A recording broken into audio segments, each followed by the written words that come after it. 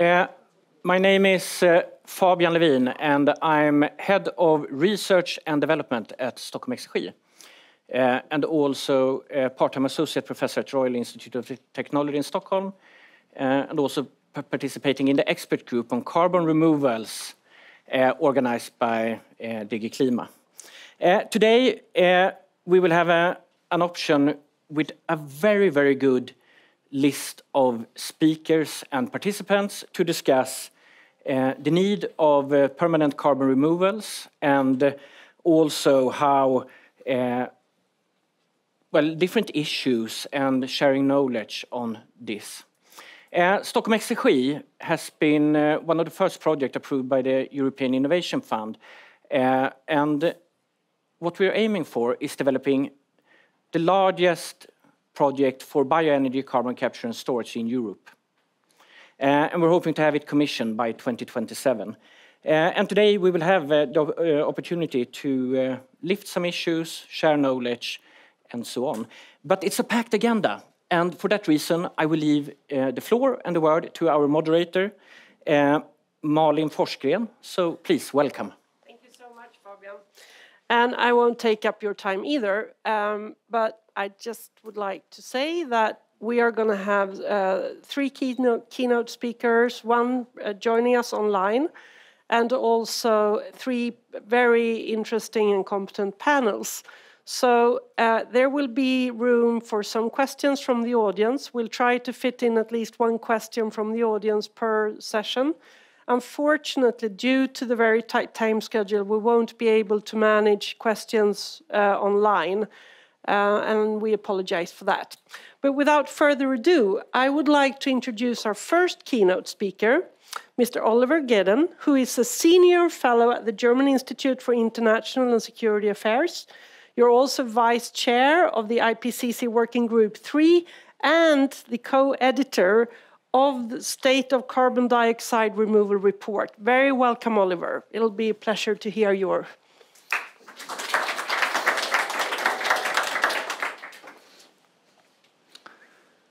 Yeah, thank you very much for coming online and here in Brussels. I will be talking about the role of negative emissions or carbon dioxide removal in achieving the targets of the Paris Agreement.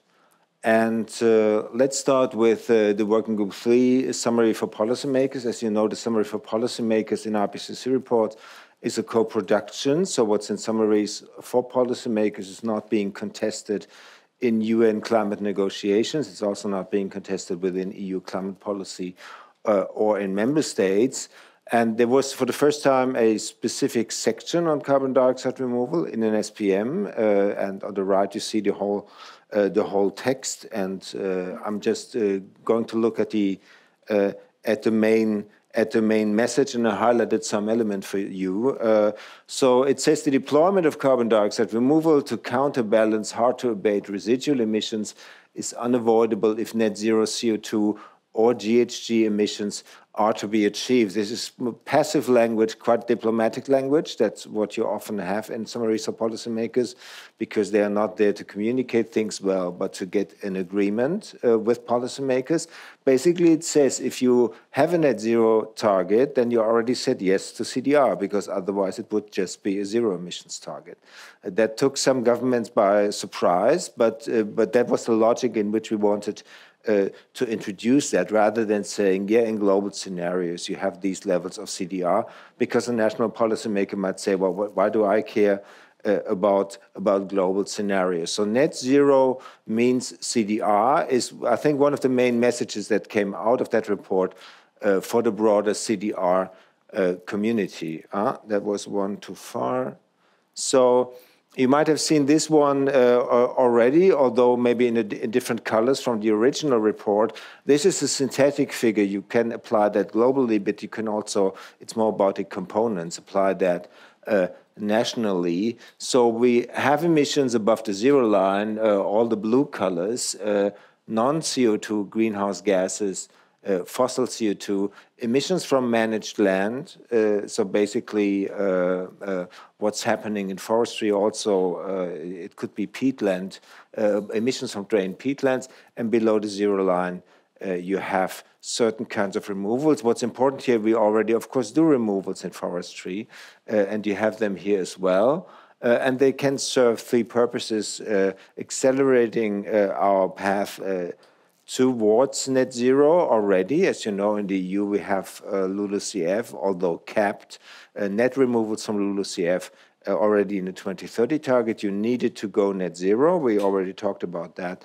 But of course, you also need it to go net negative. And net negative is right now as a vision included in many national climate laws in Sweden, in Germany, in Finland, but also in the EU climate law. It's not quantified yet. I think the only country in Europe that has a quantified net negative target is Denmark, kind of. They have it in the coalition treaty. It's not in the national climate law yet.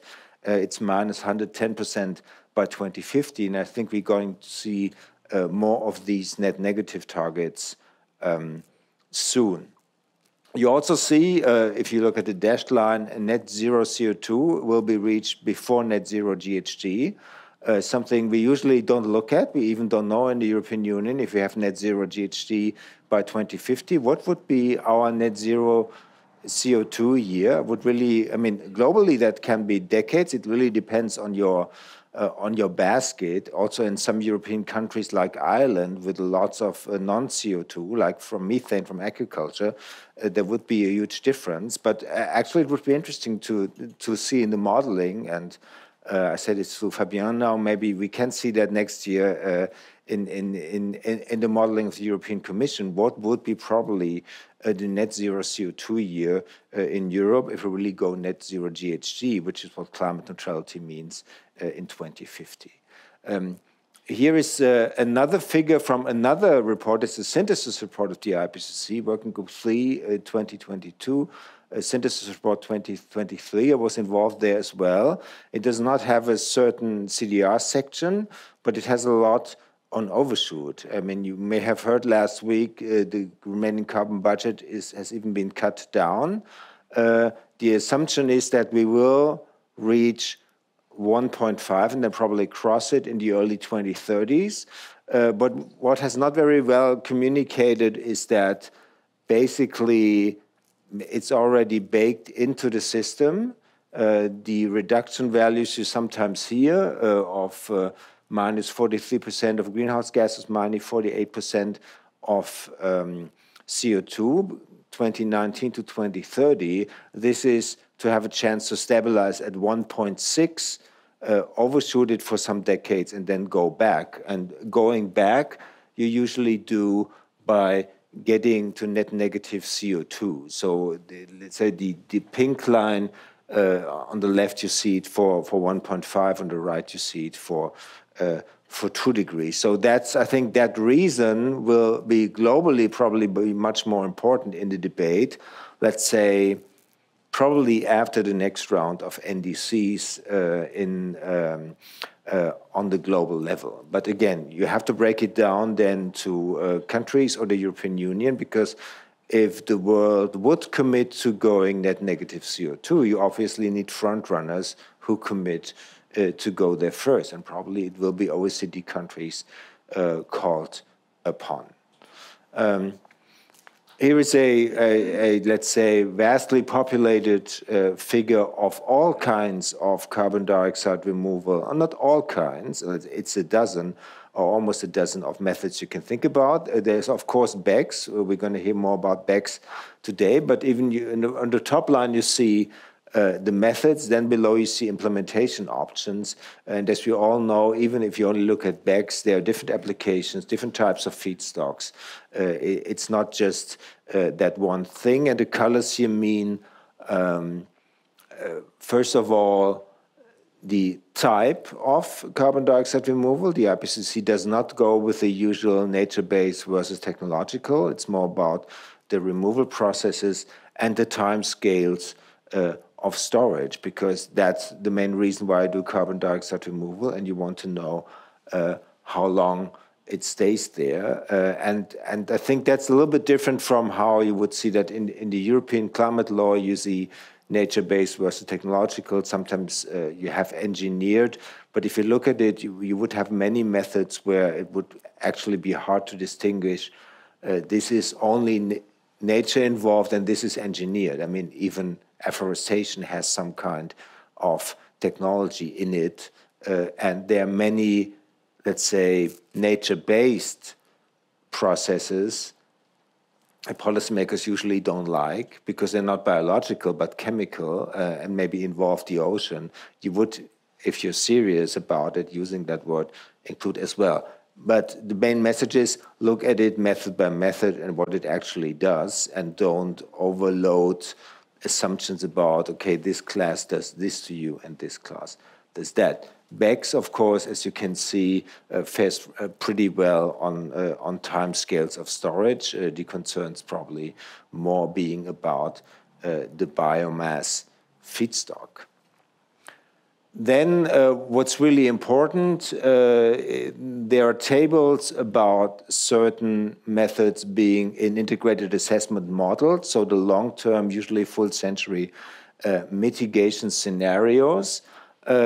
You see on in the lower panel on the left, BECCS, and that's in the models usually the biggest number you would find. One problem here is that on the middle panel, you have removals from AFOLU, but these models only show you net values.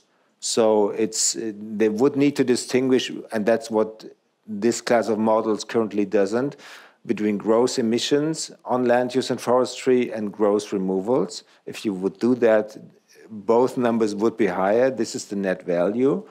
And DAX you see on the right, it's not really integrated in global models as of now, but it will, I think, will grow in importance.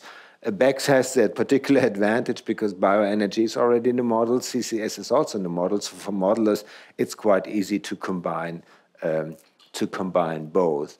In the table above, you would see that the IPCC, for that reason, that the numbers on AFOLU or LULUCF are a little bit problematic, does not aggregate anymore. So there is no total number of CDR in the IPCC report. And whenever you hear the IPCC says we need 10 gigatons and more by 2050, no, it's not in the report. Somebody made that up, actually.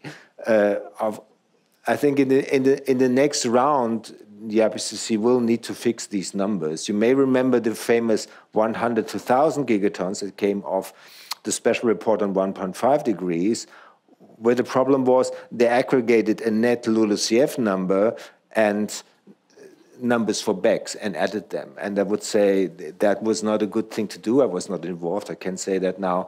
The number would be higher. So if you would have gross removals, gross emissions from LULUCF, then your 100 to 1,000 would maybe become 500 to 1,400. But again, it's based on so many assumptions, which numbers you get to. Yeah, it will be gigaton scale, but there is no exact number because it depends on basically on your assumptions on emissions reductions. And that's why the IPCC has so-called illustrative mitigation pathways to show certain strategies. And what in the red box, it's always net zero CO2. The gray part is non-CO2. And you can see different compositions, different ways of getting to net zero CO2. Again, it has to fall to green.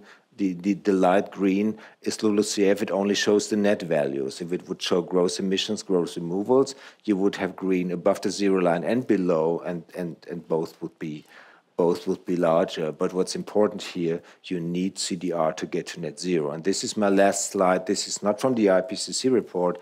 It's from the State of Carbon Dioxide Removal report, where we also took what we here call focus pathways. It's the basis, basically the same as illustrative mitigation pathways, focusing on more on renewables, more on carbon removals, more on demand reduction to show, okay, if we look at scenarios, what should be achieved by 2030, that's the left part, or 2050, what do we have already and what do countries propose in their NDCs or on their long-term strategies, you get to rather big gaps. And whatever the numbers would be we need actually in 2050, it's clear we need to get to close these gaps. And closing the gaps will be smaller if we do more emissions reduction, but even if we do to the extent imaginable, we need to do more CDR.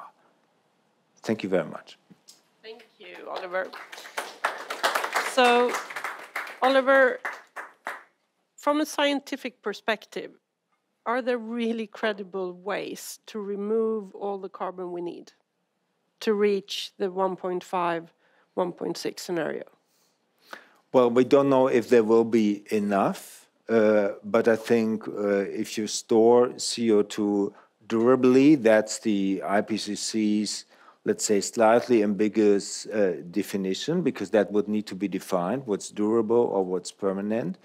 Then of course it is credible. We would have to look at the whole, let's say, maybe not on the whole, but do a life cycle analysis on the process, because you don't want to end up with CO2 removed where your process consumes so much energy that it overall does not make sense. But I think we're now in the phase that the European Union, member states, other countries like the US, for example, are exploring this space, and one thing we really need is proper accounting methodologies, and that's also what's happening right now in the context of the CRCF, which will have a new abbreviation, I think, in the European Union, but also in the expert group on carbon removals.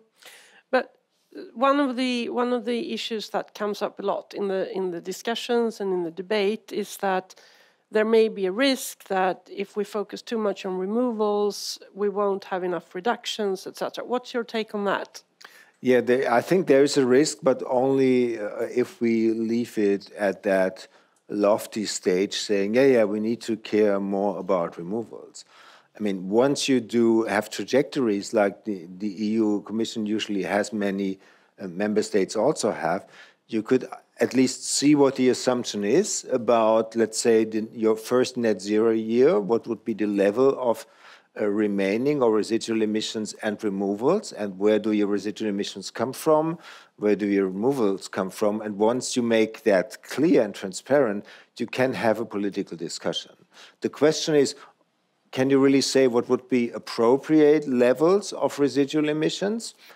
I'm not sure, but maybe you don't need to. You can just set a sub-target. So the EU or nation states could say, okay, and it's just a ballpark number, minus 90% from removal, from emissions reductions, and then 10% residual emissions, 10% removals. Let's say with the base year 1990. In Ireland, that would be utterly unrealistic, given the agricultural sector they have now. For others, it might not even be ambitious. So, but to get there, putting numbers on it, and I think the second thing would be to quantify then the net negative phase as well, because then I think if once you have a minus 110% target, this illusion, oh, net zero means we just do more CDR, we do a little bit of business as usual emissions reduction, and then it will sort out itself, will go away. I think we cannot afford even trying and being misled by trying to build up a second system. No CDR expert is also suggesting that, but I think once you have either sub-targets or at least credible trajectories, people can see, okay, the major effort will come from emissions reductions. One element I think I want to mention in the European Union context, though, we usually have these, for LULUCF, we have the accounting for gross emissions, gross removals, yet in the legislation, the famous minus 310 now is a net number. So if you want to split removals and emissions, I think you should also do it there, because in some countries, there's now the assumption, okay, we will just do more afforestation, and that's it. For example, in Germany, we have a smashing 50 million tons of peatland emissions every year. That's more than industrial process emissions, and they're not going down. So to see the levels of intervention, I think you would need to split it in LULUCF as well. But splitting, I think, is the first way, and then you can criticize the assumptions behind it. Okay, so we'll come back to the EU issues. I just want to check, do we have any question from the audience right now for Oliver? Anybody who wants? Yes, we have one question over there. Rebecca, will you hand the microphone? Great. Please give your name and where you come from. And sure. It's on, I think. Is it? Yeah. Hey, Martin Pigeon from the NGO Fern. Thanks a lot for the presentation. And I wanted to ask you if you were familiar with the work of the European Cannabis Science Advisory Council on that very specific point of BECCS, because essentially they come back to why BECCS is so prevalent in the models. And you've already hinted that it's because it's easy. And it seems to be the case. Unfortunately, it doesn't exist yet. And they come with this list of criteria by which to actually achieve negative emissions, despite the harvest emissions, despite the supply chains emissions, despite all the processing emissions that are net emissions, you arrive at essentially projects that need to be small scales, that need to source locally. Otherwise, you don't achieve negative emissions at all. And considering this sort of criteria against the scale of deployment that is baked in the model, how do you reconcile this gap? Because it's really big. And as you mentioned, it's unavoidable. We've put ourselves in a position where CDR is unavoidable. Cool, but it doesn't work. So how do we do? Well, I would not say it doesn't work. We will need to find out what works for us. I think that this EASAC report is a little bit conservative on the side of what can be achieved, but I would say between the global numbers and what I think, but it's more like an educated guess, can be achieved in a sustainable way, there is actually a big gap. And sometimes modelers themselves are a little bit uneasy about these very high BECCS numbers. But I think it will play a role, but the European Union will have to define these sustainability criteria and probably also have to look at some of its LULUCF regulation and accounting practices. At least to get social license. And you can see that, I think, pretty well how the debate went in the UK around drugs.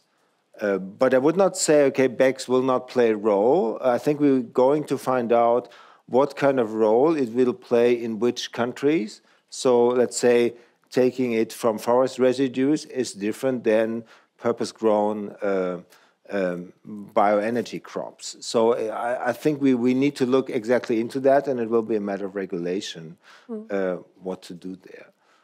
Good. Thank you, Oliver. I think we should give him a warm hand. Thank you.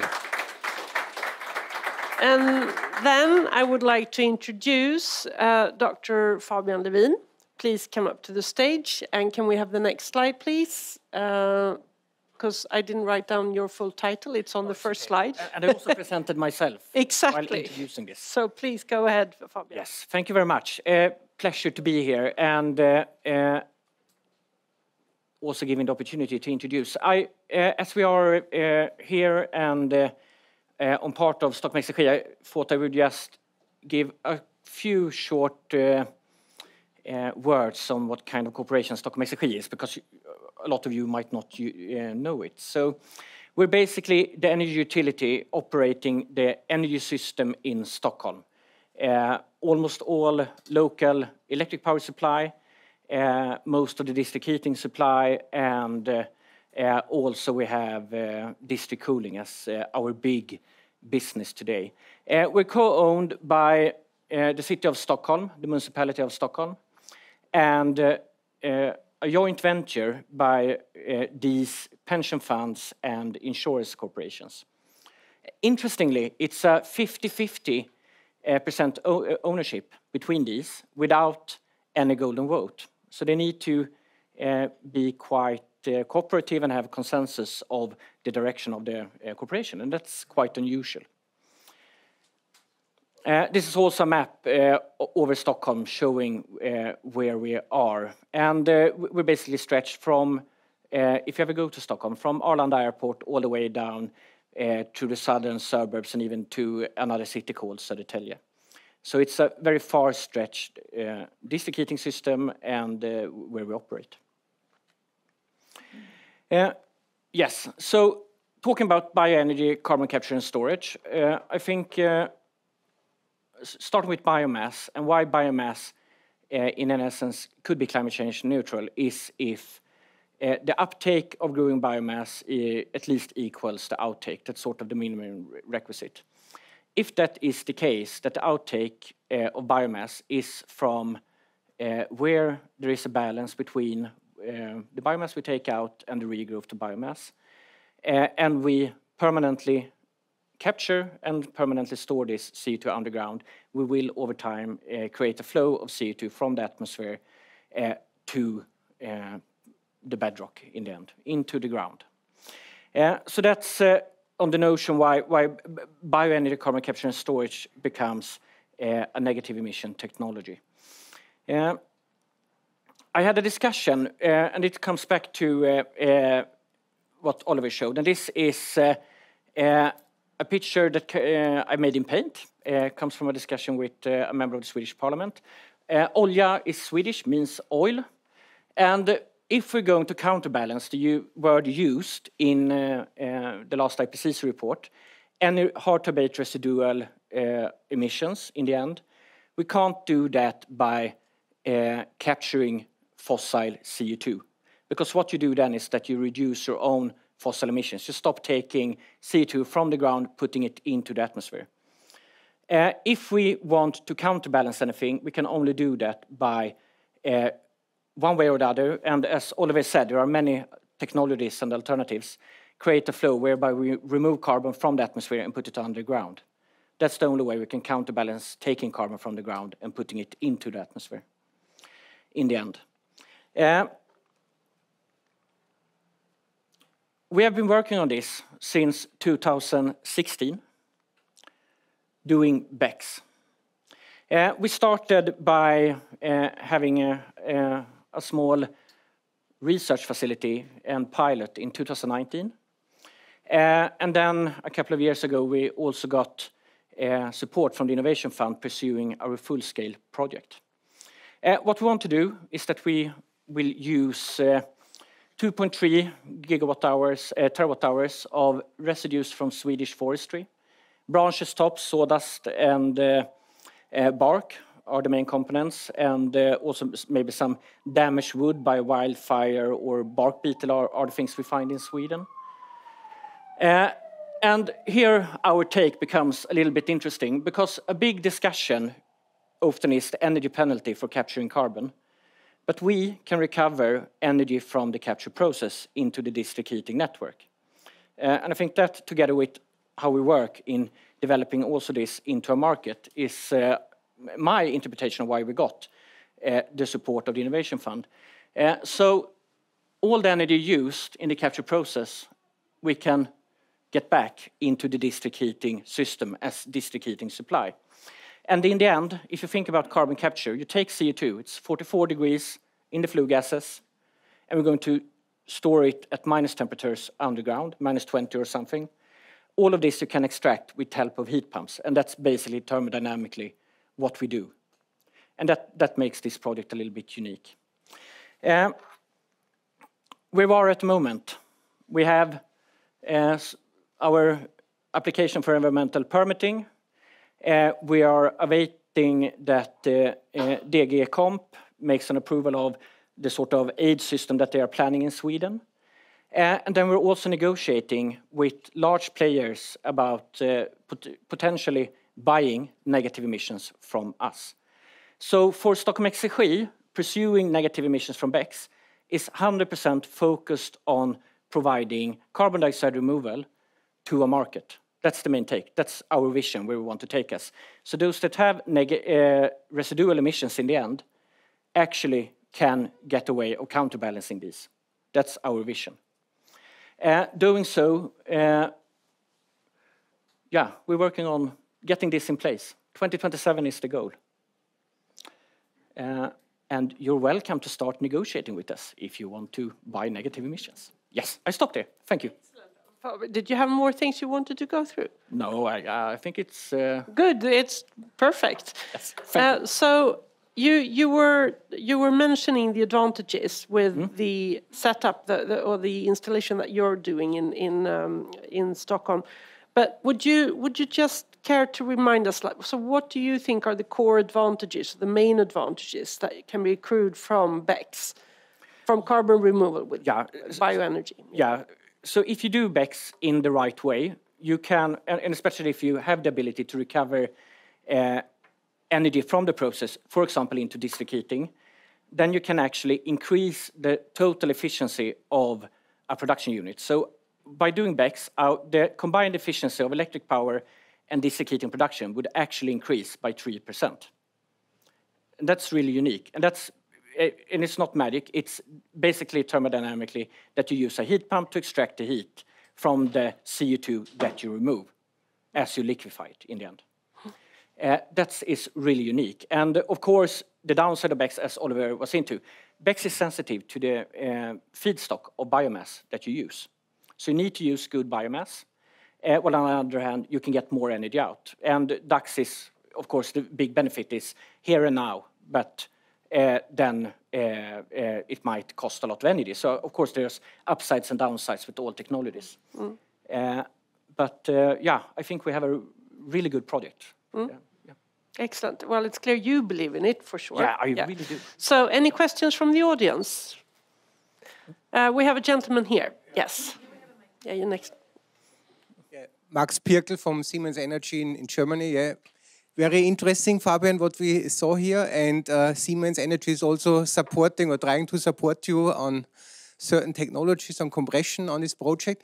But my question was a little bit different. How you see BECCS now in comparison to direct air capture? So with direct air capture, you also pull CO2 out of the atmosphere. And you have, in the end, the same effect as with BECCS. Did you come across this, or how do you see this technology? Yep. So the comparison between BECCS and what I think is basically what we are seeing. So on Iceland, where they're living on a big volcano, it's very logical to do BECCS because you have free available energy flowing through the ground. So of course you should do BECCS at Iceland. In the Nordics and some other European countries, we have big biogenic sectors already in place.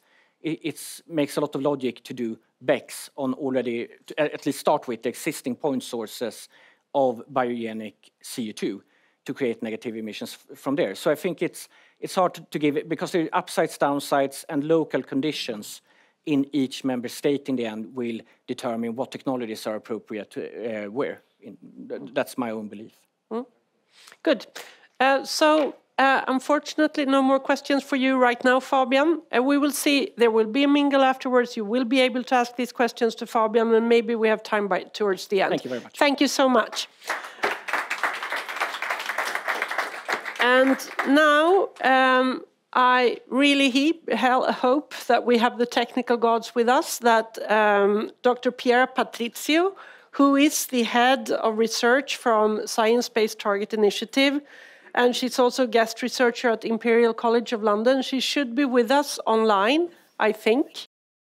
Many thanks for the introduction and for the invitation to take part to this discussion. So I've been asked to talk a little bit on how SBTi is currently thinking about CDR in the context of the beyond value chain mitigation guidance, but also in the context of the corporate net zero standard.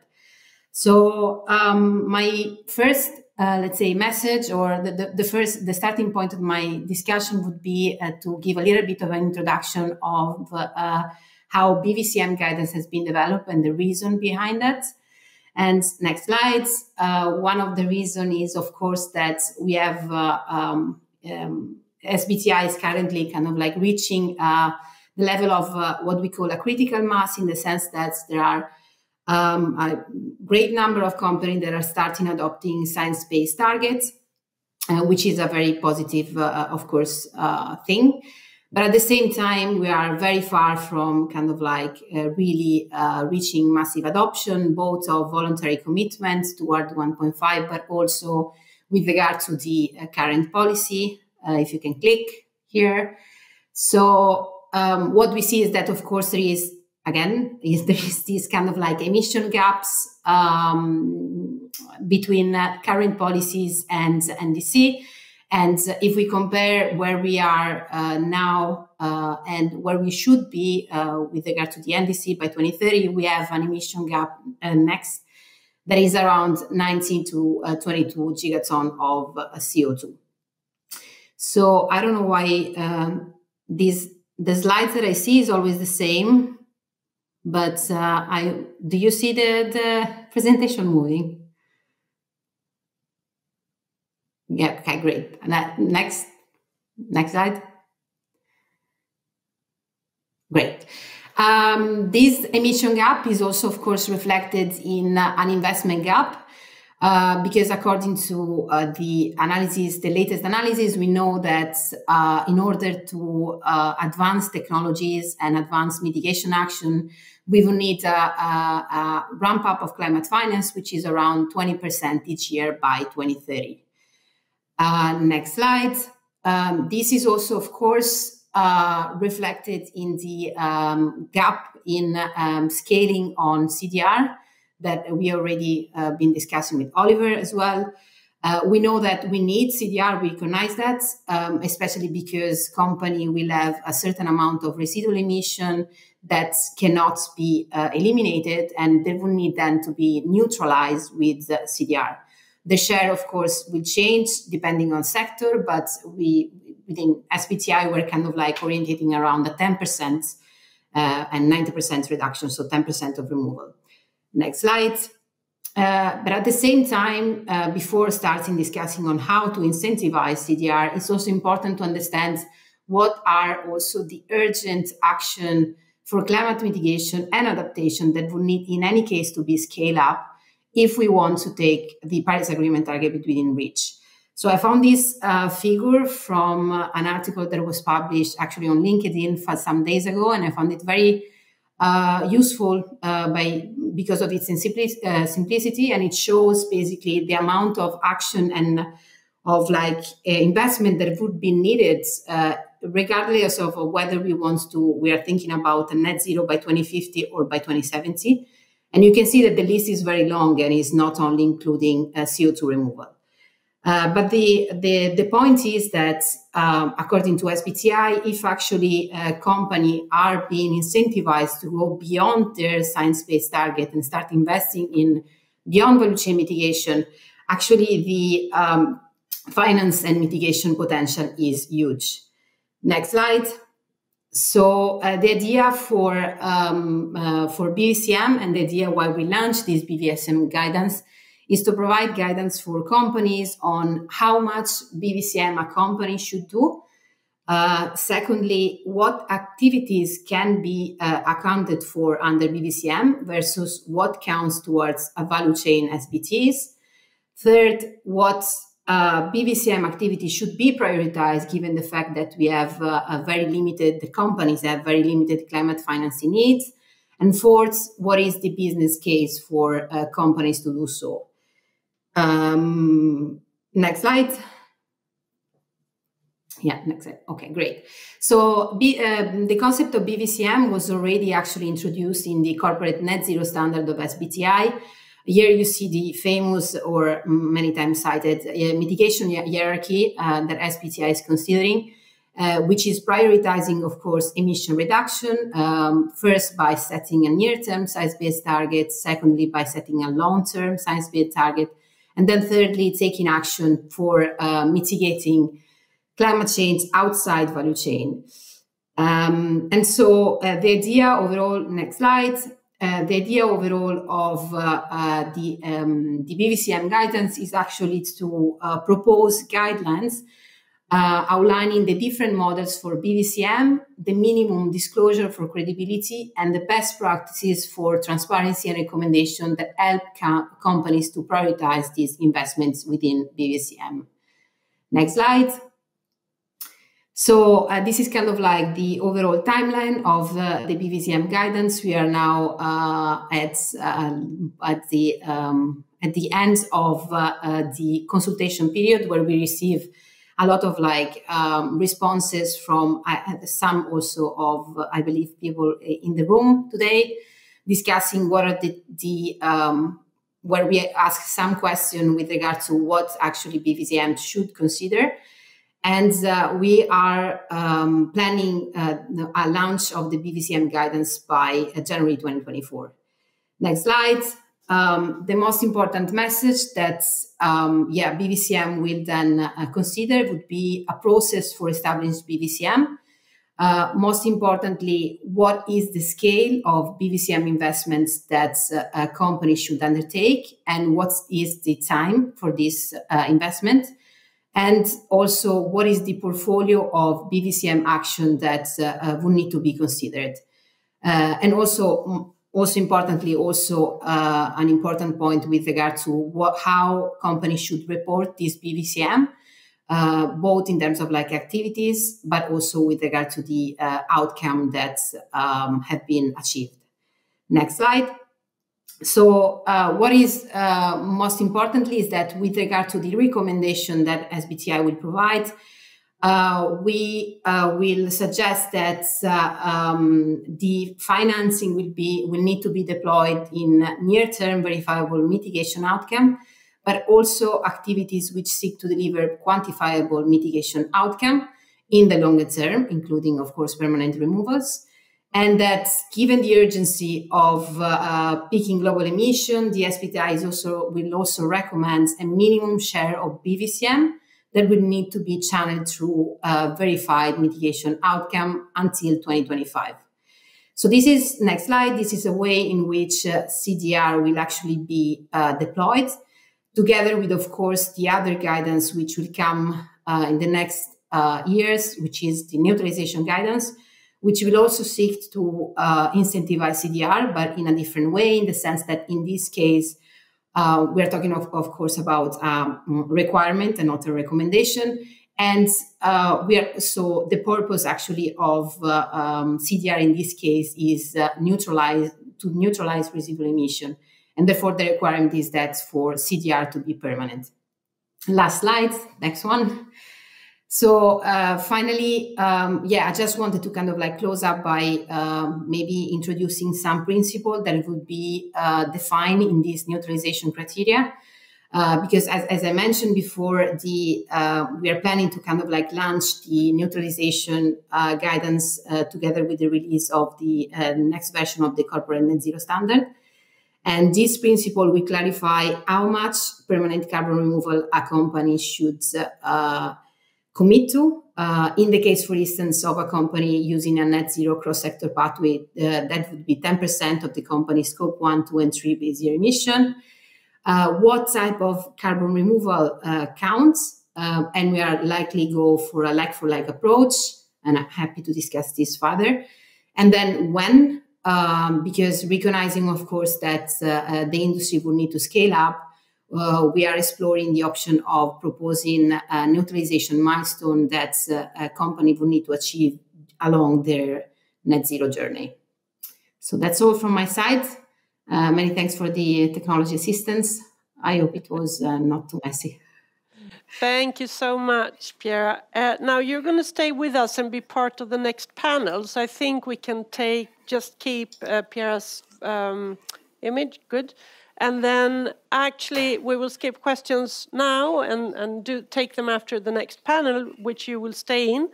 But I would also like to invite 3 more panelists. Eli Mitchell-Larsen, you're the Chief Science and Advocacy Officer and co-founder of Carbon Gap and lead drafter of the Oxford Principles for Net Zero Aligned Carbon Offsetting, right? Yes. Hi. Excellent. And then we'll also like to invite Osama Salouk, responsible for Alfa Laval Carbon Capture Program. Welcome. And then we also have from Microsoft, Adina Braha.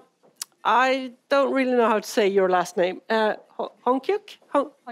Honchuk, Director of Sustainability Policy for towards the European government within Microsoft. Very welcome to you. So now we have 4 very knowledgeable people here on stage.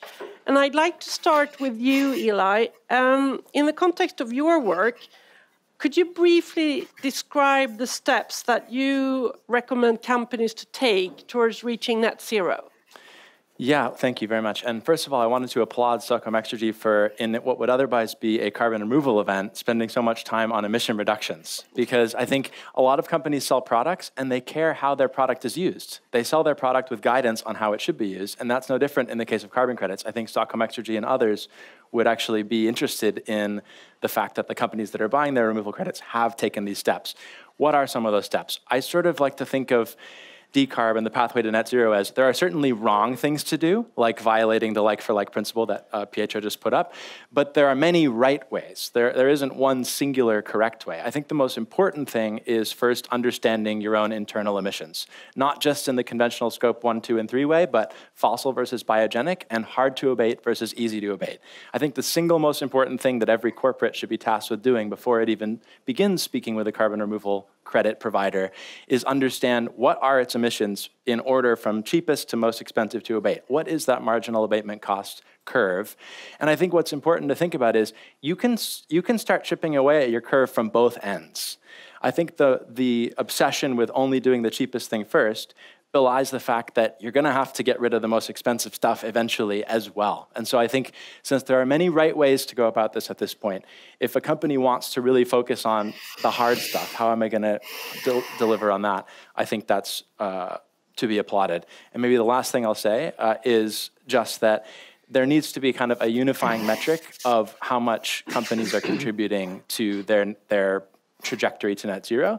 And we would say that's something on the lines of their ability to pay for climate in euros per ton of CO2. So if we express every company's actual ambition to contribute to climate in those same terms, the same terms that we use to describe the price of a carbon removal unit, then we have another way of comparing the levels of ambition, because we've got some companies that make many, many thousands of euros for every ton they emit, and we have many, many companies who make quite a lot less, and that's where policy is going to have to step in and make some of this mandatory in some way. Interesting. So, Osama, Alfa Laval is part of the value chain for CCS. You're developing solutions and technologies that will help decrease the energy intensity for these processes. Yes. Now, you've joined the Global CCS Institute, an international think tank for a lot of parties in the entire value chain, if I understand that correctly, with approximately 150 members. What do you, I mean, based on that experience and the input you get from that think tank, what is your view on what's needed for the large scale? We're talking huge deployment of carbon removal. What's needed? What's the most important to get this going? I think it's not really like on the technical side, rather on the more on the policy and the regulation part. But if we talk on that context and the technical context, I think looking into the energy consumption of a facility and how can we optimize that as much as possible, that's one key thing. I think the example of Stockholm Exergy is really, really a good one, because then you're able to utilize waste heat and recover heat. So the more you have an efficient system, the less energy you will need to consume, and definitely the better whole business case will be at the end. And then the other part is also cost related, but it's also technically related, is on the modularization part. Fabian mentioned a lot on the Nordic countries where they have a lot of smaller bioenergy plants, and then there is a certain range of size of systems that could be modularized, and this can definitely make a big improvement on the cost trends. So this will also help in rolling out more and more projects. Interesting. So, Eli, would you like to add anything from a more regulatory or business side on how to ramp up the capacity? Yeah, I mean, kind of outside of the scope maybe of the what should companies be doing to deliver on their net zero trajectories, I think how do we scale CDR? I think we have to recognize that we need to accept that the objective is scaling CDR. It's not integrate CDR into existing policies and hope that people build CDR. If we know, as Dr. Oliver Geeden said, that we'll need significant amounts, it will depend how much we reduce emissions, but we'll need gigaton scale removals. We already know from IPCC Working Group 3 report where they said that the reason climate solutions like solar and wind got cheaper is because we built a lot of them and we achieved learning by doing. We need the same for CCS, for carbon dioxide removal, for all the different methods that we're talking about here, and that requires sustained public funds that actually put deployment incentives in place, like what we see in the US today, or like we're seeing with the reverse auction scheme in Sweden.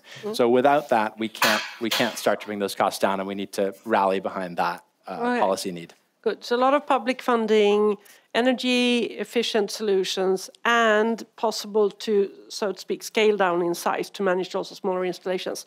Excellent. Now, Microsoft is one of the forefront runners in this,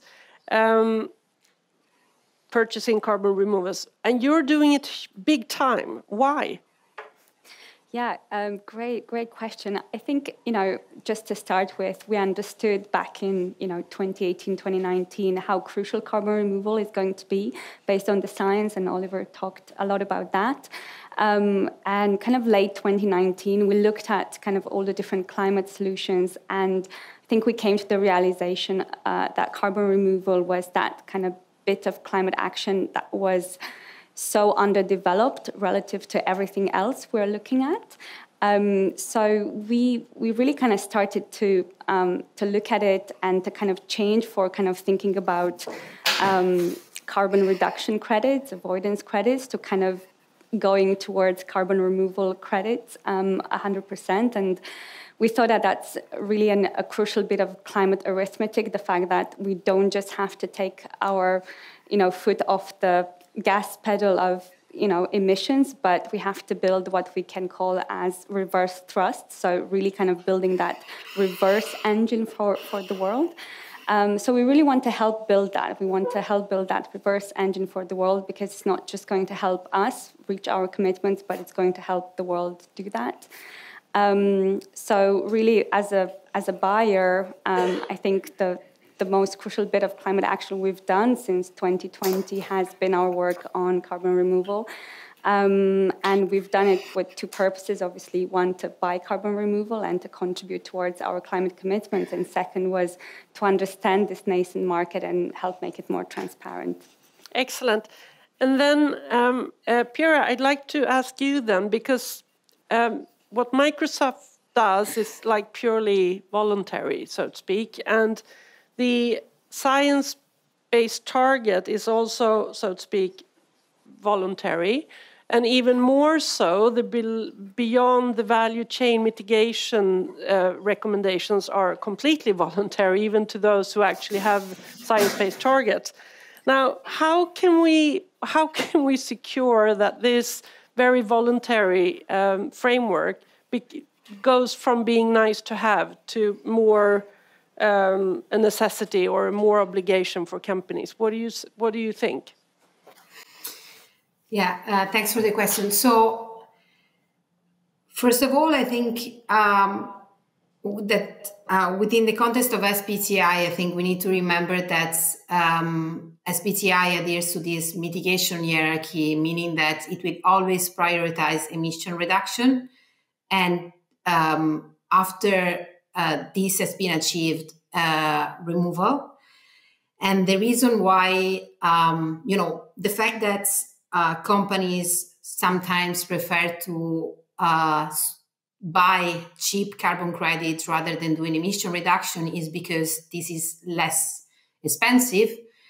Therefore, if we can incentivize investments in mitigation as well as investment in removal, we might then achieve, have companies that actually reduce really reduce emission, and at the same time by removal. And the other important point is the fact that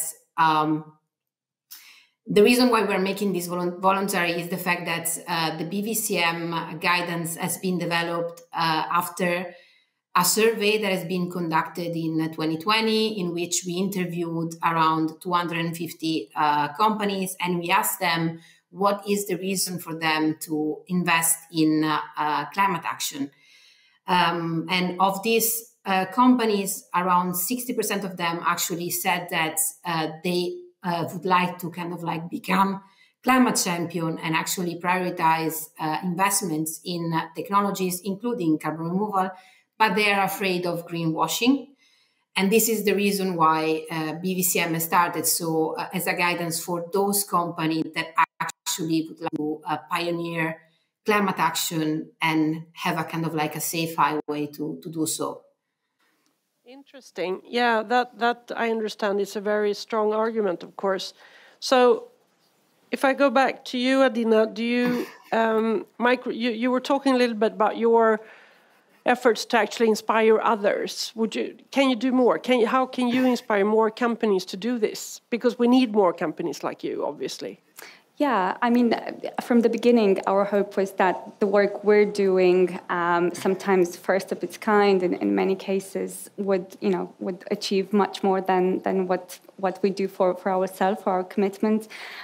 So every year since 2020, we published what we've learned, what worked, what didn't work with our RFPs, the challenges we've seen in the market, what we saw in terms of standards, in terms of methodologies, gaps we saw in the market. So just to give an example, when we looked at methodologies like BECCS and BECCS, and obviously in carbon removal methodologies and MRV are so important, we realized that there weren't kind of regulatory or voluntary even based recognized methodologies to look at these things. So with all the counterparties we worked with, we had to develop these kind of principles for MRV. We did that on an ad hoc basis, kind of to the best of our ability and in good faith, and we had kind of great partners with which to do that. And this kind of work really, blazes trails, but it's not scalable. So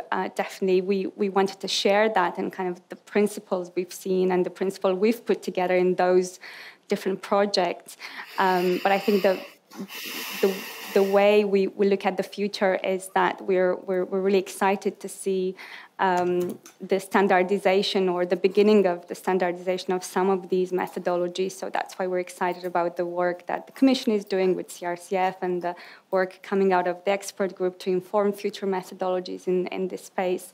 And I think this work that we've been doing at Microsoft will hopefully has hopefully inspired some of these principles that we're all working on to get standardized right now. So if I ask all of you, so standardization is of course a very important feature to make sure that this is rolled out to a larger extent, but what other things do you think are important to strengthen the business model, to really make this a vital part of business strategies within companies? How do we push this?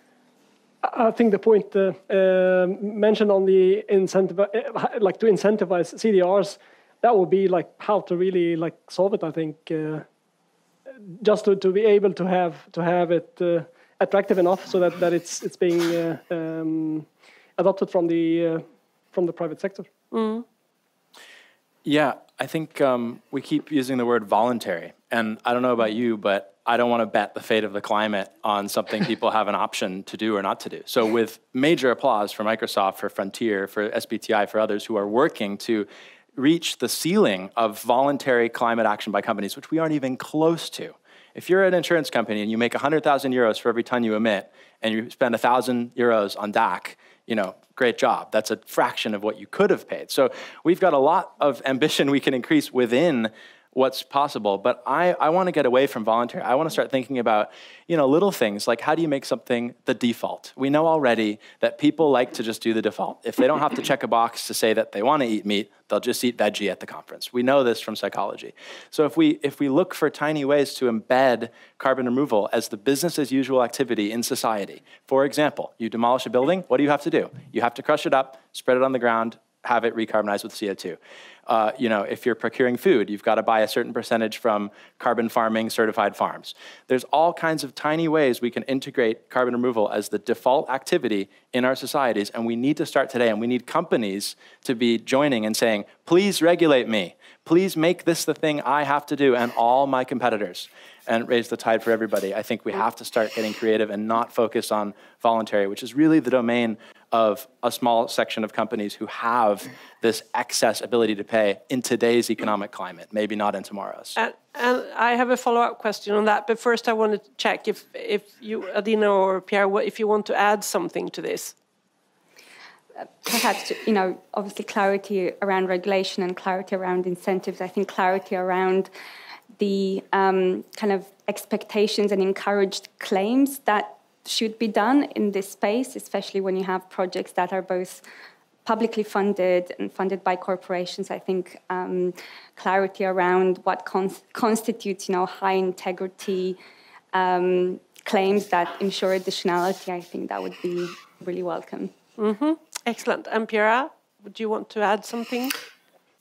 Yes. Well, I mean, I completely agree on the fact that voluntary systems are there to fill a vacuum that is left by policy.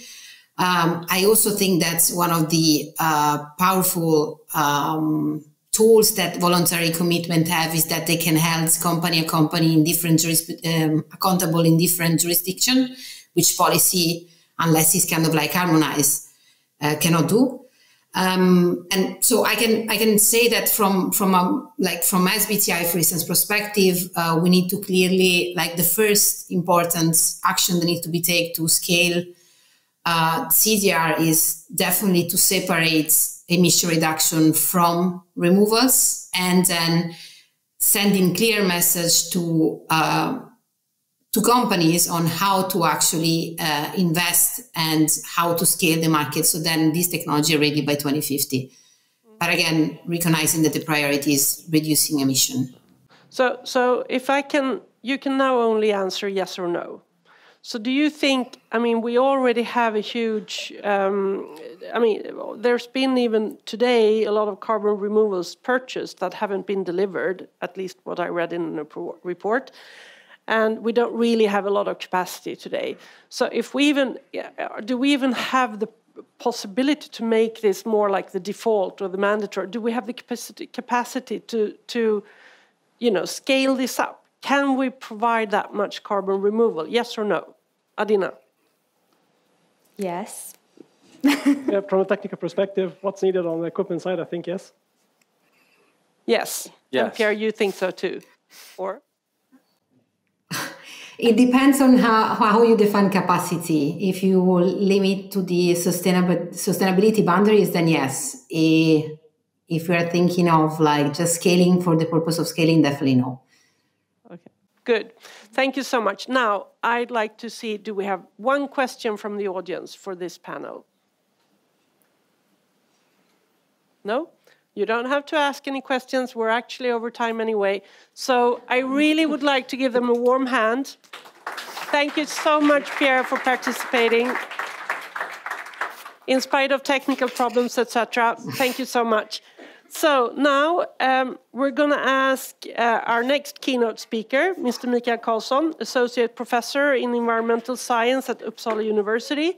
You're also the former chair of the European Environmental Bureau, so you're kind of a representative for the more environmentalist groups. So please, Mikael, go ahead. Well, thank you very much, and thank you for having me. I'm actually the same person all the time. It will take me, I guess, some 25 seconds to pour a glass of water and take a sip. Hopefully clean Brussels water with a taste of chlorine. Anyway, in the village of Kisanga in Tanzania, villagers, some of them being children, are waiting for 25 hours to fetch water in a small well in the village.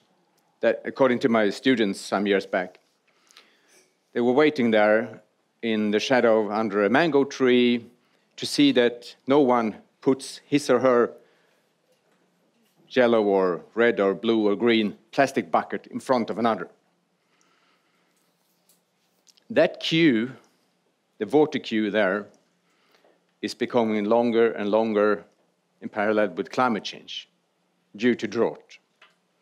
Due to the fact that we put 500 kilograms extra on our city utility vehicles to pass over the speed bumps in Brussels. Due to the fact that we overconsume meat, that we warm our houses too much, etc. In parallel, about 1 million of the perhaps 9 million species that we have on Earth are threatened to extinction.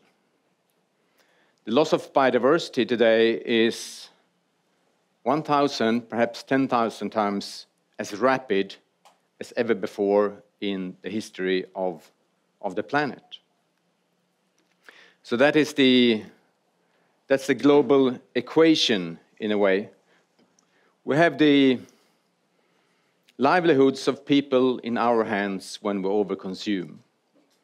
We have the opportunities of other species and future human generations to thrive in our hands. They are dependent on our choices.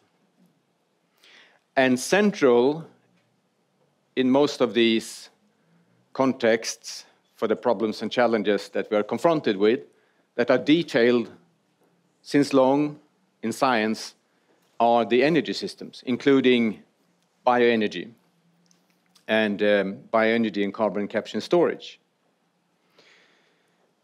Bioenergy requires, of course, biomass.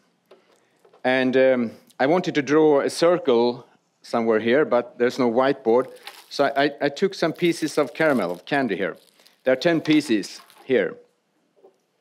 Now, if we want to preserve biodiversity, protect biodiversity, whatever we call it, well, maybe forest companies would say that, well, 10% needs to be set aside or protected, as I would say. And I would say science shows that in forests in Sweden, where I come from, 20 or maybe 30% need to be set aside. Some say even half nature. Half nature is an interesting concept. So 9 million species have half, and one species have the other half, has the other half. These concerns for biodiversity are ethically legitimate. We have international treaties, we have stipulations in the two treaties of the European Union, secondary laws, we have laws in most countries saying that we should protect biodiversity. We have also a lot of regulations saying that, well, there might be other interests here than energy systems and use of natural resources for products and services. Indigenous people and perhaps social interests, local interest of preserving nature with or without biodiversity. But still, we can negotiate figures, and that's what I do in the parliament over here. That's what I do in legislative assemblies all around Europe, elsewhere in the world. But still, we have quite a lot of renewable resources left over. And why should we use these renewable resources at all? Well, because we need resources. We need to use natural resources for a range of products in society, for ecosystem services, both for supporting our systems and welfare, but also in order to reduce the use of more problematic and harmful non-renewable resources, those that do not renew themselves automatically, those that pollute more. So that is something that when I've been involved in environmental organizations for 25 years, in universities, when I talk with journalists, when I meet companies, that is something that's often missing in the public debate. But if we consider this, let's call it the precarious predicament that we are in as humanity now, when we use these resources that are scarce, we know, and we talk often, that we need to focus on efficiency and efficient use. Efficiency in this context on the system level could be organized by help of what's called the cascading principle, to use the quality in the material in as small steps as possible. Some companies say that, well, that's Soviet-style monopoly public planning, but that's not the case. We can govern by help of principles and other incitement structures in society.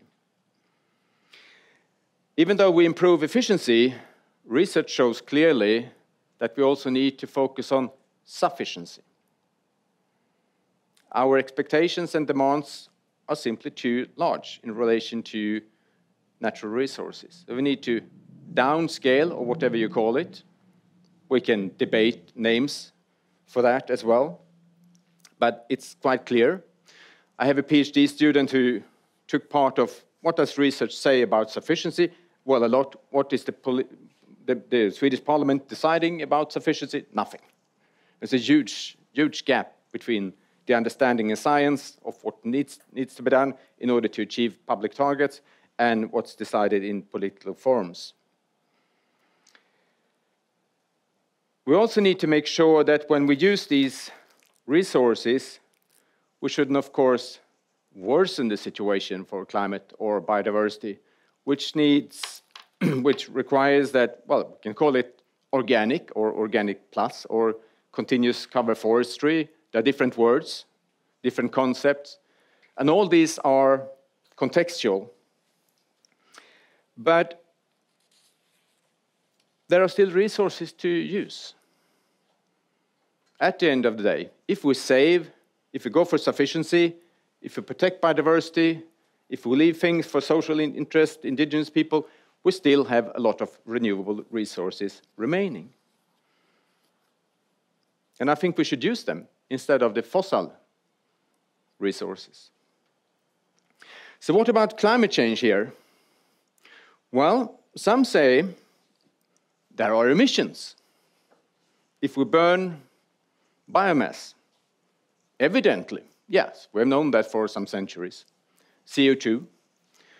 Others say, well, wait, there's another side of the coin. It's called photosynthesis, because these CO2 molecules have been captured in photosynthesis, and now when we burn the same biomass, we have some kind of net zero situation.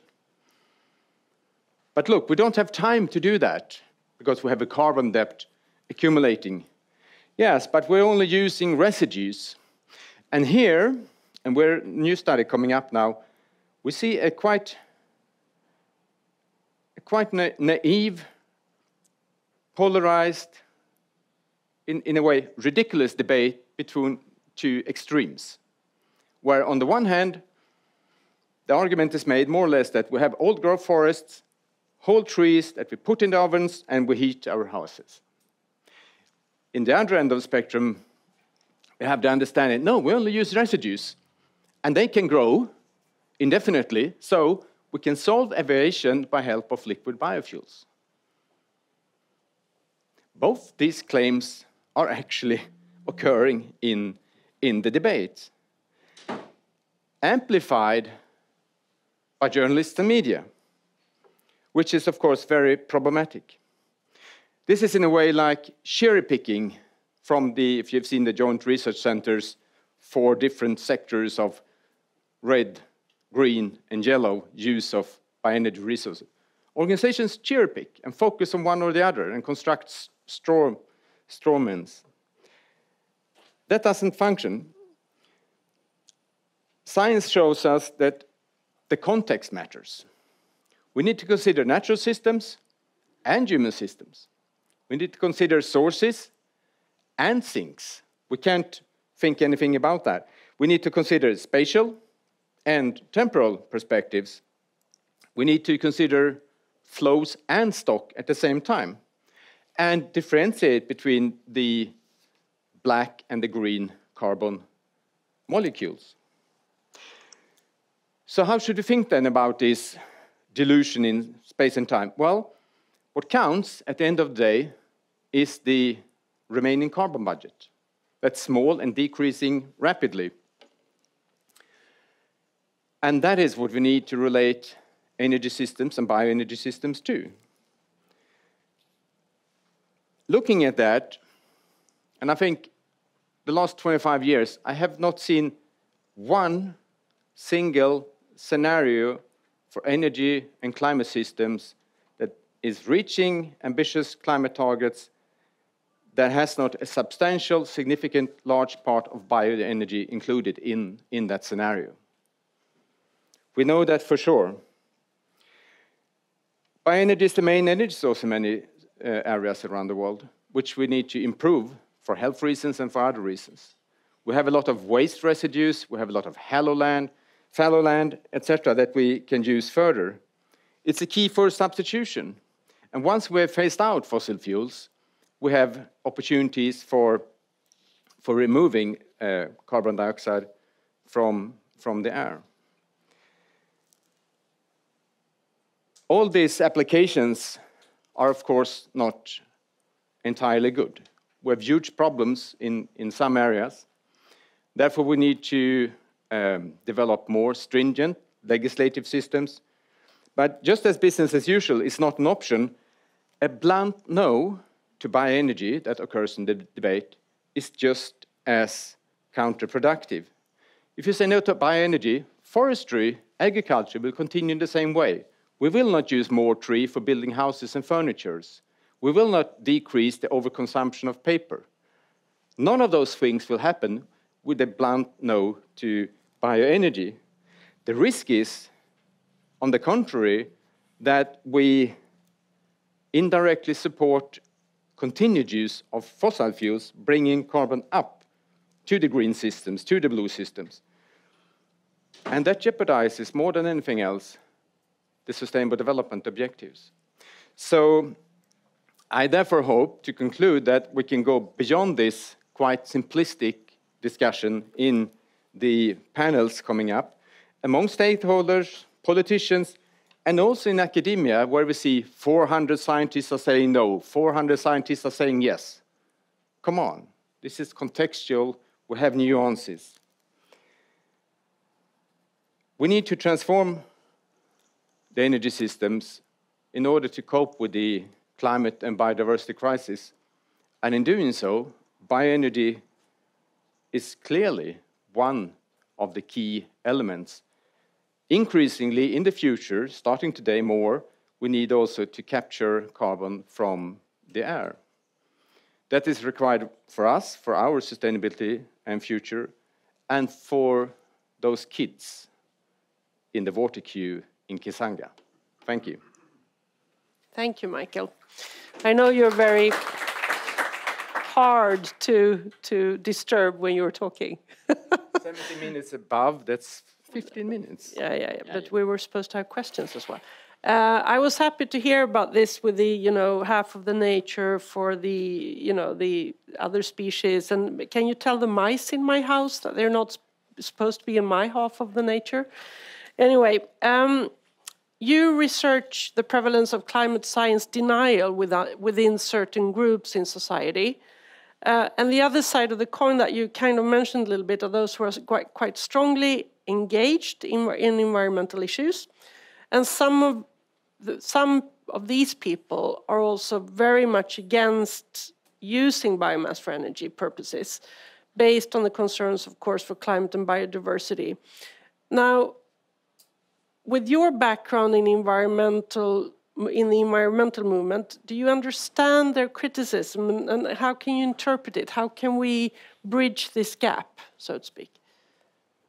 Well, I think science denial is just as problematic if we talk about climate change or vaccines or the Holocaust or whatever it is.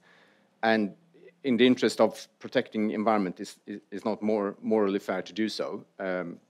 So that's very regretful when it's happening, and it's happening often in this field. But I think one reason for it is, at least what I've experienced, is that in order to protect biodiversity, which is not high on the agenda, you use kind of unscientific climate-related arguments, which is very problematic. First, because it's easy to see that they are not valid.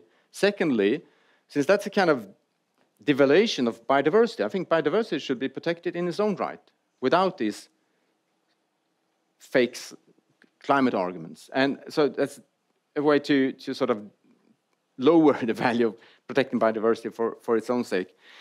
But I also think that what actually is problematic from a biodiversity point of view is agriculture and forestry. And you don't change agriculture and forestry at all if you say no to bioenergy. It just means that the residues that anyway will be CO2 will be left in the forest instead of replacing coal. So it's a very ineffective strategy. If we want to build more houses and furnitures and whatever, by help of timber. We need to change regulations for building standards, mentality among architects, etc. If we want to consume less paper, we need taxation on paper or other types of policies in that field. That's how we change those areas, not by saying no to using residues and to more effective systems. So we need to go beyond these black and white arguments, it is indeed problematic and counterproductive if you just say bioenergy will solve everything or completely no to bioenergy. It depends on, and we're capable of having that more nuanced discussion. Good. Now, a question to Mikael. You've already had the chance, but I'll give you the question if nobody else has their hand up. Okay, yes. But short this time, not a long question, please. Thank you. Still Martin, Pigeon, still Fern, NGO protecting forest and the rights of people depending on them. I was just want to specify that in the interest of precision, our position and the position of most NGOs has been to precisely segregate and introduced proper sustainability requirements in the Renewable Energy Directive, which until 2018, this legislation was absolutely and totally blind to. And your question? My question is, when you're saying, Professor, that all the CO2 and wood residues in the forest go back to the atmosphere, what, in your opinion, is the average proportion of the carbon in that residues wood that goes to the soil and not to the atmosphere in a boreal forest? Thank you. Well, it depends on the system. So it's not zero? What is not zero? Because you said that all the carbon in the residues would go back to the atmosphere, meaning zero to the soil. That's what you said. Yes, most of the residues would be CO2 anyway.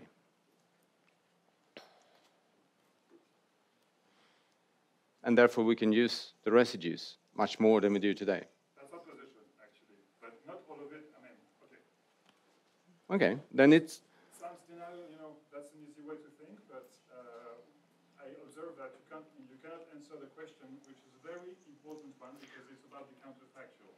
Yes, but you do like the climate science deniers. You ask for a specific figure in general, in average, in a system that's very different in different systems. And okay, my suggestion is we cut this discussion and take it in the mingle, because... But if I interpret you that you're not saying completely no to bioenergy, well, welcome to the discussion.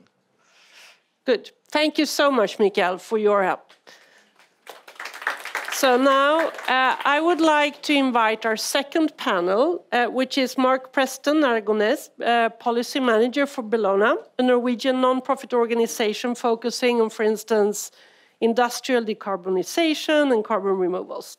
And Fabian Ramos, who's the Director General for Climate Action, European Commission. Welcome.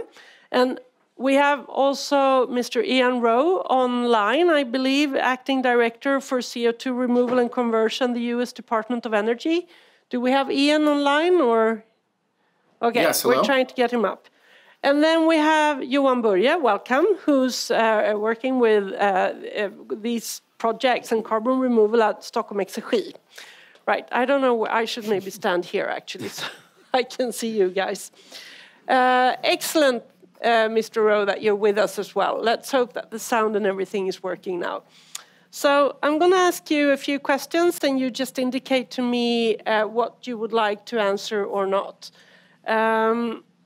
So we have already discussed that we need huge amounts of carbon removal moving forward.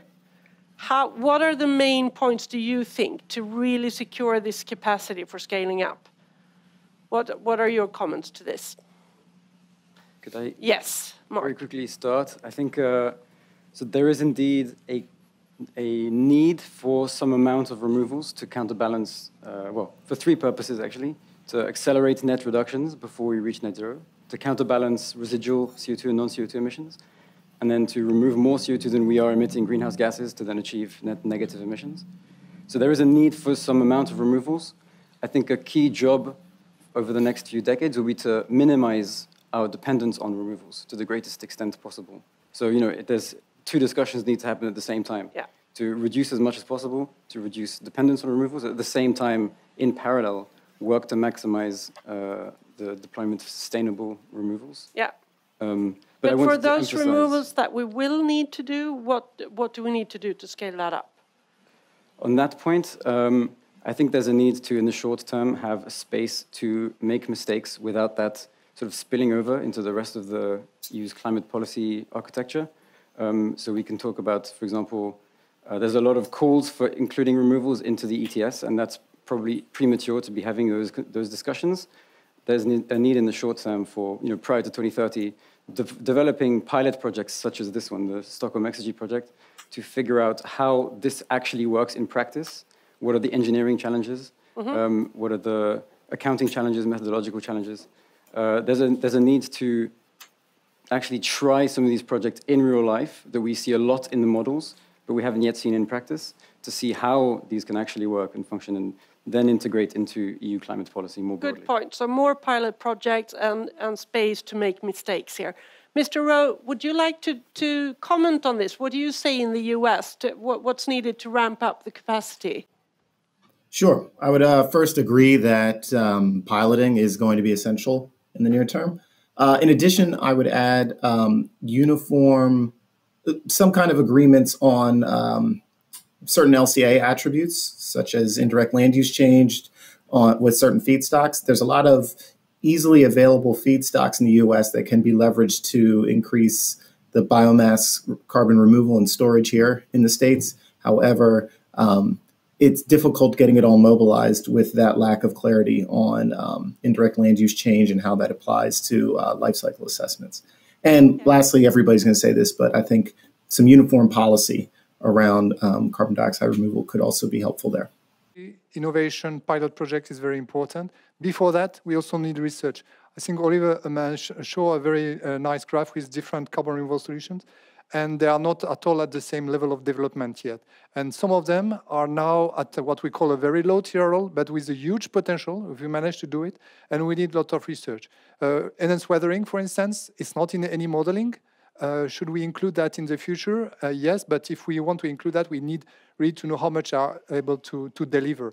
Ocean, we don't talk at all about ocean solutions for now. We need trust, and I think Ro mentioned it also, and we need a certification to give trust to the people and to be sure that when we develop carbon removals, it's something that is delivering really carbon removals and without negative impact. But just for clarity, when you say weathering, what kind of solutions are you talking about? Enhanced rock weathering, so mineralization in carbon in some rock residues, for instance, that can store a lot of carbon. Okay, great. And Johan, what would you say? Yeah, and I'd like to recall first the scale of the challenge we have. We had Oliver pointing to the graphs of AR6, and even though we're not quite sure, if we look to 2050, there's 2.5 gigatons to be made globally, roughly, with BECCS or a similar technology. That actually translates between 2025 and 2050 that we would have to launch every 3 to 4 days a plant of the size that Fabian talked about. Almost 1 million tons per year, every 3 to 4 days. On a European scale, that would mean roughly such a plant every month.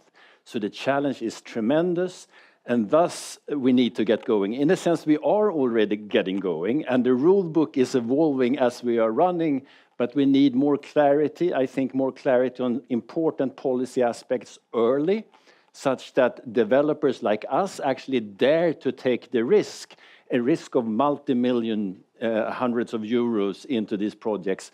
Customers on the voluntary carbon market, because we don't have yet the compliance, actually know what they are acquiring.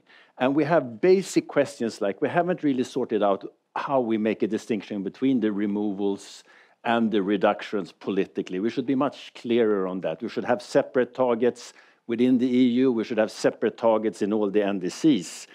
We should acknowledge properly the value of permanence, such that we get a proper pricing mechanism up, acknowledge that every method has different reasons and roles in the mitigation, and we should get the claiming question right. We heard that before, because now we have a kind of cloud of confusion when it comes to claiming, the famous double claiming question. And we should actually stop fooling ourselves that contribution claims could actually bring a lot of capital from the private sector. So if governments and nations want to rely on the co-funding of corporations combined with government aid, we should also welcome the fact that nations will claim within the national system and corporates will claim their net zero in their system. And that's perfectly natural, and that is the way it's done when it comes to reductions today. Great. So that leads me into the next question about funding and financing. And just to remind you to keep your comments short and crisp, if we should honor the Paris Agreement and if we need to do all this, it's going to cost huge amounts of money to remove all this carbon, whatever technology we use. How should this be financed? What are the financial streams? How do we do that? Fabian, would you like to? Yeah, I can start and say a few words about that. So it depends also very much at which stage of maturity you are for different carbon removal solutions. I mentioned research. We have in Europe the Horizon Europe program that can really support a lot this kind of research. For Innovation Fund is a very important element. We have BECCS project that is a very good example. Do we need in the future also to adapt Innovation Fund to better support also some technologies that have reached a certain level of maturity and now they are not able to be, well, it's more difficult for them to get access. I'm thinking direct air capture, for instance. We have to think about that. And then I think at a certain point the market should work and we need to find a system where carbon removal are financed also by maybe the emissions to be sure that towards 2050 we arrive at climate neutrality. But we have to be very cautious, of course, on that. And we need to do it. We heard it a lot today. Priority is still on the emission reductions, but we need to design the structure that will allow us this to work properly and avoiding any negative impact on that. What do you say, Mr. Rowe, in the US? Well, not only for the US, but from your knowledge about the funding, how do you see Sure. this? I say, so we view that, it's going to need to be a market solution where there's got to be a market that stands up outside of simply the federal government purchasing. However, the U.S. Department of Energy has started first of its kind carbon dioxide removal purchase prize, where we're dedicating $30 million to projects that apply to, the claim they'll be able to remove carbon dioxide at a certain dollar per ton. And the government will pay them for that. And it's a three-phased prize where you enter the first phase and your project is reviewed and you can subsequently move to the second phase and the third phase where you actually deliver those tons removed. And this covers carbon dioxide removal in terms of direct air capture, enhanced rock weathering, or bioenergy with carbon capture and sequestration options like we're discussing here. So I think the real thing the government can bring there is setting up a certain standardization of practices in terms of how you monitor and verify carbon dioxide removal. Okay, good. Thank you. Any short comments from you guys? Very short. Very short. I think there are four ways, right? It's with funds from the Innovation Fund, it's government aid or government purchases, and the voluntary carbon market. But as we already heard today, of course, we need to move as fast as we can to the compliance market. And I think policymaker has an obligation to send that signal because that would help the early movers to get going with the investments. Great. I wanted to add, emphasize the point Eli made earlier. That sometimes it's not just about a carbon price, but also about, integrating removals in sneaky ways in different parts of legislation. Sneaky ways? Not necessarily sneaky, but, to have it sort of included in road renovation rules that, the example that was mentioned about using aggregates, demolition waste, having different levers other than market-based levers. I think we should be more creative than just thinking about markets. Okay, so the final question then to you, because we're talking a lot about, you were mentioning, Johan, the issue here about the public funding versus selling carbon credits. And there has been talk that, you know, you as a company can't sell those credits if it was funded with public funds. And I didn't really understand that because, I mean, we have huge projects in Sweden where the government funds big parts of the transformation of the steel industry. And it's not like the energy agency asks to get that steel that's a result of it. So you know, they can still sell it with the low carbon content. So my question is, how do you see this? I mean, because we see there's a huge potential in the corporate sector to, if you unleash that properly, but that will probably require a mix of public funding and letting the companies still sell the credits. What's your comment to this? Well, you look at me, so... Well, you represent the EU in this case. I think, yeah, today we cannot be too much picky on what source of funding we can use. And with the example we have with the BECCS project and other projects in Europe, we see that just one source of funding doesn't work. And very often there is a need for at least 2 or even 3 sources of funding, some private, some public. So we really need to find a way to allow for this kind of different type of contribution and towards the same objective to develop carbon removals. It's very important. It's essential for the development of carbon removal. And I believe that in Europe we understand it and we will move towards these solutions. Mm-hmm. Mr. Rowe, what's your point? Do you have any? Sure, very quickly. Yeah, very quickly, we're trying to avoid double counting at all costs. That would, kind of set the industry up for embarrassment and failure. I would say our approach would be, for example, in this purchase price where we are paying for CDR by the ton, our methodology will be to pay for it and then retire those carbon credits. So there's no ability to double count it. And you're right, we need to be very careful when we work with a compliance market where the U.S. might, for example, use those tons to meet certain international commitments versus whatever project we fund, then going onto the private market to sell additional tons. No direct answer other than that's something we think about every day here, and we're trying our best to structure our funding to avoid that. Okay, Mark, do you have a quick comment to this? Yeah, I think we shouldn't be so quick to dismiss the value of contribution claims. I think that it's a topic which keeps coming back again and again. We keep seeing the voluntary market go through PR scandal after PR scandal after PR scandal, primarily on the basis that the intention is to compensate for an inaction with someone else's action.